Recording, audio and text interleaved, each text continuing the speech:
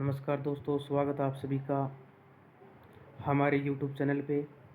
दोस्तों, हरियाणा में कल एक बहुत बड़ा फैसला आया है।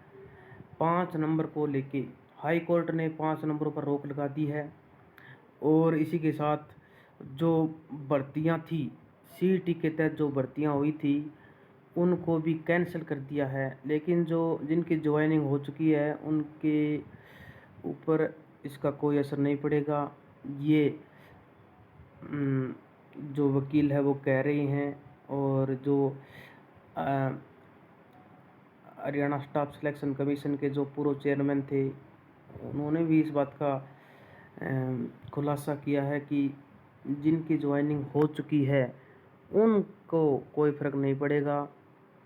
ग्रुप डी में जितने भी ज्वाइन कर चुके हैं उनको कोई दिक्कत नहीं है, टीजीटी में कोई दिक्कत नहीं है। वो भर्तियाँ जो 5 नंबर का जिस पे कोई असर नहीं पड़ेगा वो पूरी होंगी।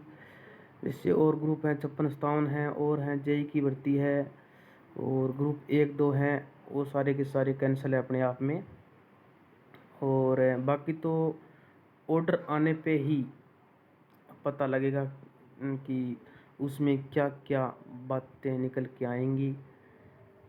तो दोस्तों, अब जो हमारे जो सीएम हैं नायब सिंह सैनी, उन्होंने एक ट्वीट किया है। ट्वीट क्या किया है वो आप देख लीजिए कि समाज के गरीब, कमज़ोर और वंचित वर्ग को आगे लाने के लिए अतिरिक्त 5 नंबर एक महत्वाकांक्षी योजना हरियाणा सरकार द्वारा बनाई गई थी और कोर्ट ने इसके विरुद्ध जाके फैसला दिया है, इसे निरस्त कर दिया गया है। हरियाणा सरकार के नाते हम संवैधानिक और कानूनी प्रक्रियाओं के तहत इस लड़ाई को जारी रखेंगे और माननीय सुप्रीम कोर्ट में अपील करेंगे। दोस्तों, ये जो नायब सिंह सैनी हैं ये कह रहे हैं कि हम सुप्रीम कोर्ट का रुख करेंगे और जो 5 नंबर है इनको बचाने के लिए हम पूरा प्रयास करेंगे। तो दोस्तों, अगर ये प्रयास करते तो पहले ही भर्ती हो जाती। लेकिन ये जो अब इन्होंने ये सहानुभूति दिखाई है, ये सहानुभूति 3 महीने के अंदर कुछ भी नहीं हो सकता है, कुछ भी नहीं कर सकते ये।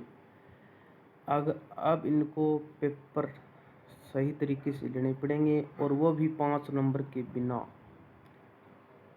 तभी भर्ती पूरी हो सकती है, सभी इनकी सरकार दोबारा से आ सकती है। गरीबों, कमज़ोर और वंचितों को न्याय दिलाने के लिए लड़ाई हरियाणा सरकार अंतिम विकल्प तक लड़ते रही। क्या लड़ेगी? अगर लड़ाई लड़नी होती तो युवाओं के 5 साल बर्बाद नहीं होते। 5 साल आपने बर्बाद किए हैं। हरियाणा सरकार ने 4-5 सालों में कुछ नहीं किया, कुछ भी नहीं किया, एक भी भर्ती ढंग से नहीं की। चाहे कोई पुलिस की भर्ती हो, चाहे क्लर्क की भर्ती हो, चाहे जेई की भर्ती हो, कोई भी भर्ती हो, चाहे सीटी हो, ये सीटी लेके आई और युवाओं ने काफ़ी आवाज़ें उठाई कि क्वालीफाई कर दो, क्वालीफाई कर दो।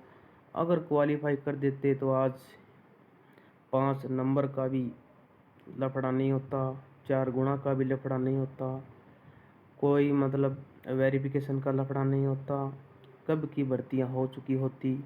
लेकिन जो हमारे पूर्व सीएम थे मनोहर लाल खट्टर, उन्होंने युवाओं की एक भी बात नहीं सुनी। कोई भी युवा उनके सामने प्रश्न करता कि सर सीटी क्वालीफाई कर दो, उनको बिठा दिया जाता था, उनकी सभाओं से उनको निकाल दिया जाता था। लेकिन अब जाके सरकार को भी समझ में आया लास्ट में, और युवाओं को अधर्म में छोड़ के, युवाओं की तो एज निकल चुकी है, युवाओं को अधर्म में छोड़ के मनोहर लाल खट्टर निकल चुके थे। भोपाल सिंह खदरी अध्यक्ष पद का इस्तीफा दे के जा चुके। सभी ने अपना अपना पल्ला झाड़ लिया, लेकिन आखिर में मर किसकी हुई? युवाओं की। उनके 4-5 साल बर्बाद हुए। तो युवा करे भी तो क्या करे। ये सरकार इतनी गंदी पॉलिसी लेके आई, युवाओं से बातचीत भी नहीं की कि हम पॉलिसी बना रहे हैं ऐसे, कि आप हमें सुझाव दीजिए। कुछ नहीं मांगा, कोई सुझाव नहीं मांगा, किसी की बात नहीं सुनी, अपना अड़ियल रवैया अपनाए रखा, और आज देख लीजिए उसका खामियाजा युवा भुगत रहे हैं। तो दोस्तों, मैं तो इतना ही कहूँगा कि हम सबको पढ़ने की ज़रूरत है, हमेशा ऐसे ही पढ़ते रहिए। केवल ये 90-95 दिन है, सरकार को भर्ती करनी ही होगी अगर सत्ता में दोबारा से आना है तो। नहीं तो युवा है, हरियाणा की जनता है, वो इन्हें बाहर का रास्ता दिखा देगी अब की बार। तो दोस्तों, पढ़ते रहिए, अच्छे से भर्तियाँ होगी। आज के अखबार में भी बताया कि इन जो ये भर्ती है उनमें कोई प्रभाव नहीं पड़ेगा। जो 20 ग्रुप है उनमें कम प्रभाव पड़ेगा, टीजीटी में कोई प्रभाव नहीं पड़ेगा, टीजीटी में कोई प्रभाव नहीं, ग्रुप डी में कोई प्रभाव नहीं। और ये भर्तियाँ जो है सर दोस्तों, ये भर्तियाँ हैं ग्रुप 56, 57, ग्रुप 1, 2, ये भर्तियाँ अपने आप में रद्द हो चुकी है। इसमें यहाँ पे बताया गया कि आगे क्या है, चयन का नया ड्राफ्ट बनेगा। इसमें बताया गया कि 4 गुना के जो है बनाने का नियम बदल कर सिटी क्वालिफाई करेंगे, तेज़ी से काम करेंगे, भर्तियाँ होगी, ऐसे करेंगे ऐसे करेंगे। तो दोस्तों, अगर क्वालिफाई पहले ही कर देते तो आज ये नौबत नहीं आती, भर्तियाँ अच्छे तरीके से हो जाती।